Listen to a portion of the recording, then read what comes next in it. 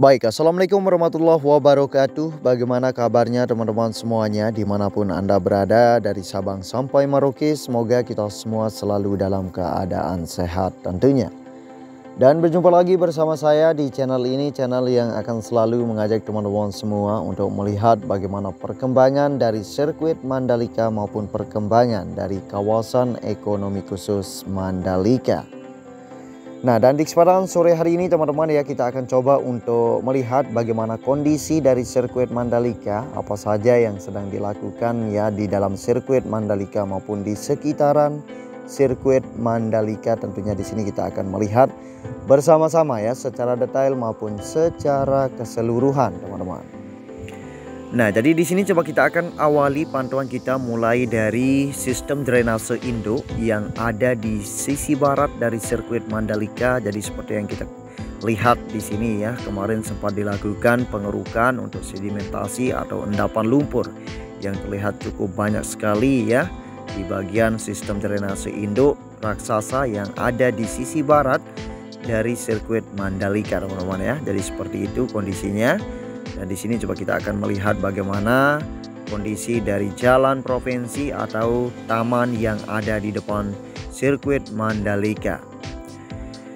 Selain itu teman-teman ya, di depan kita ini merupakan ikon dari One Heart Honda yang kemarin sempat terpampang di sini. Namun seperti yang kita lihat sore hari ini terlihat sedang dibongkar ya. Saya tidak tahu kenapa ini dibongkar, mungkin kontraknya sudah habis atau bagaimana ya.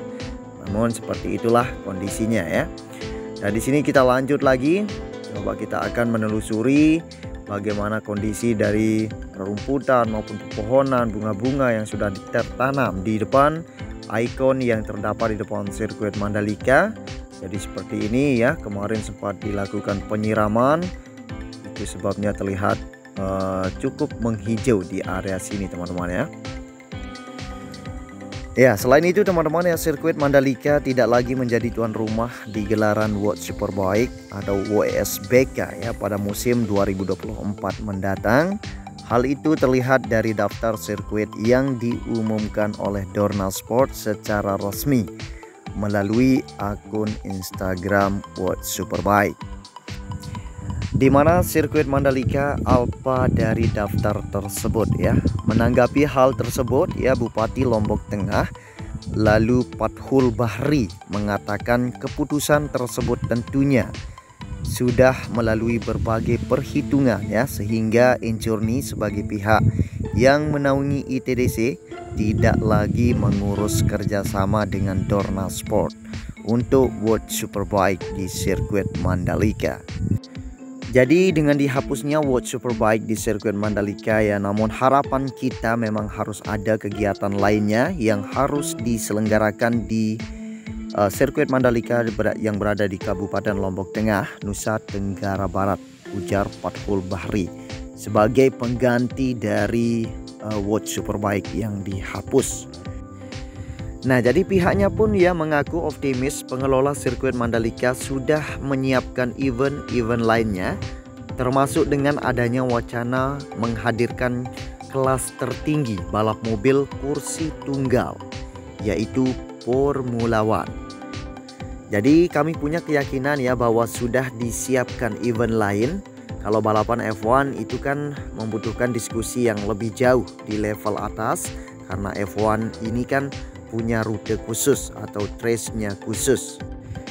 Nah, jadi sebelumnya ya, sebagaimana diketahui pada event WSBK 2023, pihak penyelenggaraan, dalam hal ini Injourney yang menaungi ITDC selaku pengelola sirkuit Mandalika, mengatakan gelaran balap motor internasional itu menyebabkan kerugian dalam hal operasional.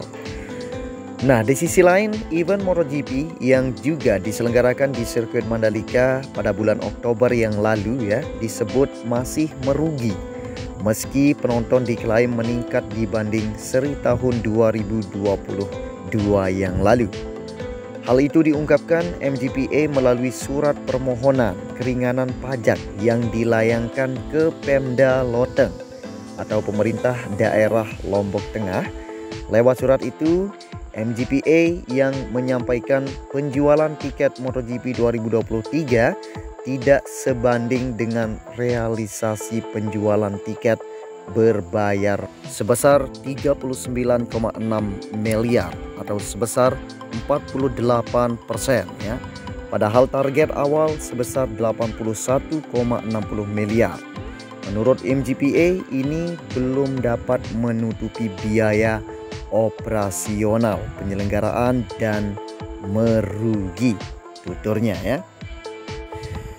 Nah, selain itu teman-teman, sirkuit Mandalika akan menyelenggarakan event Porsche Sprint Challenge Indonesia akan diselenggarakan pada tanggal 8 hingga 10 Desember 2023 ini.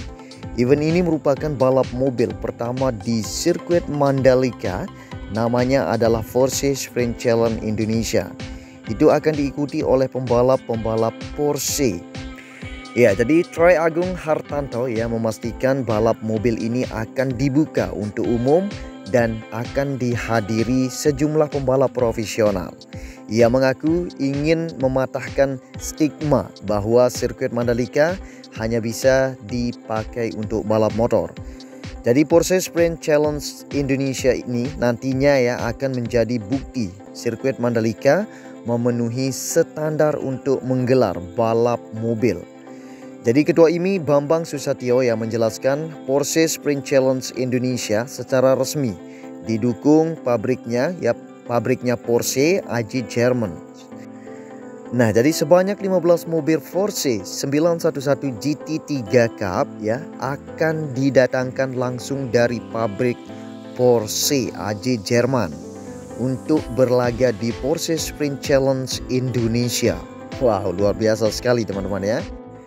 Nah, jadi peserta balap Porsche Sprint Challenge Indonesia merupakan para pembalap ternama di tanah air serta komunitas supercar di Indonesia. Jadi antara lain Hendrik Jaya, ada Boedi, ada Gilang, ada Alwin Cipto, ada Rudy SL, ada Pebi, ada Wawan, ada Putra, ada Zahir ya, dan Pitra Eri, ada Motomobi dan para pembalap lainnya.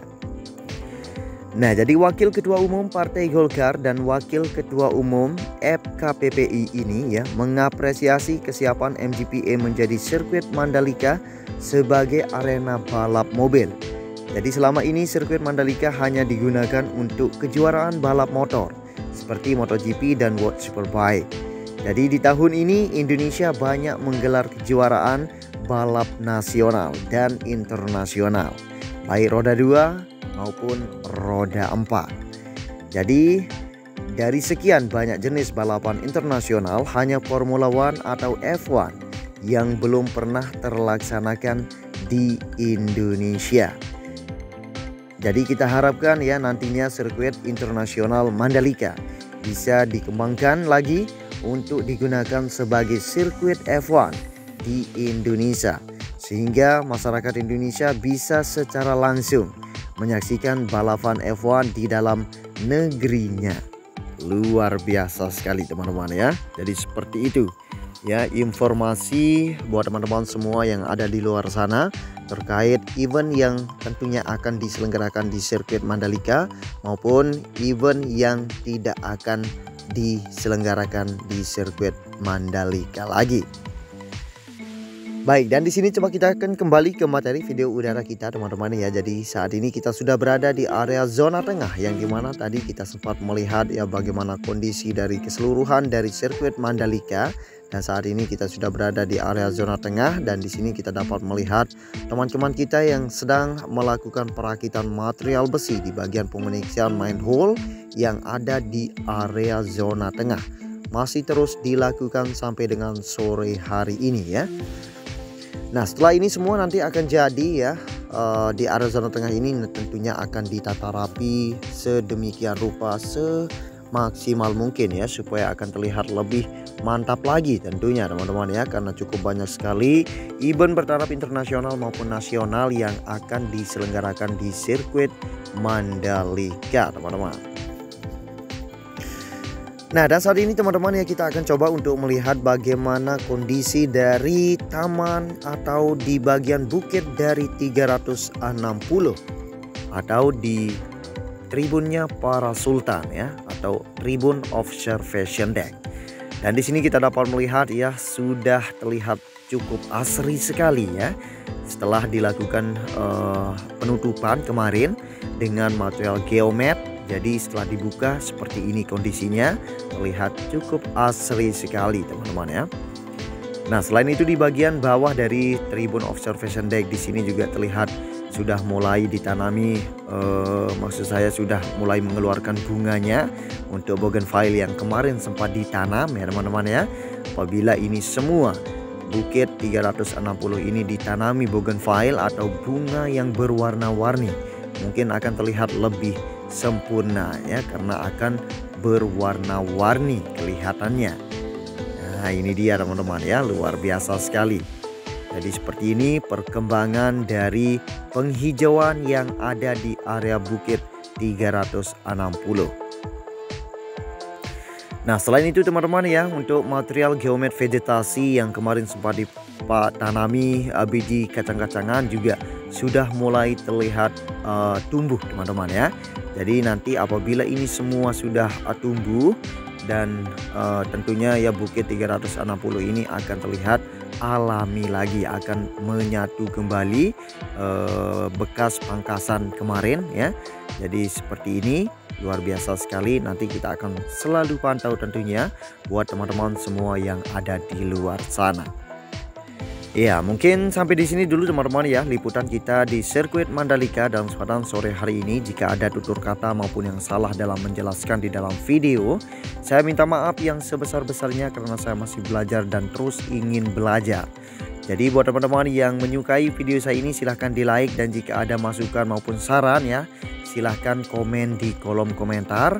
Dan satu lagi teman-teman, bagi teman-teman yang ingin tahu bagaimana perkembangan dari sirkuit Mandalika maupun perkembangan dari kawasan ekonomi khusus Mandalika atau umumnya Lombok, teman-teman ikuti channel ini dengan cara tekan tombol subscribe supaya teman-teman selalu mendapatkan notif terbaru dari channel ini ketika channel ini mengupload video ya terkait bagaimana perkembangan dari Lombok saat ini, atau tepatnya di kawasan ekonomi khusus Mandalika. Terima kasih.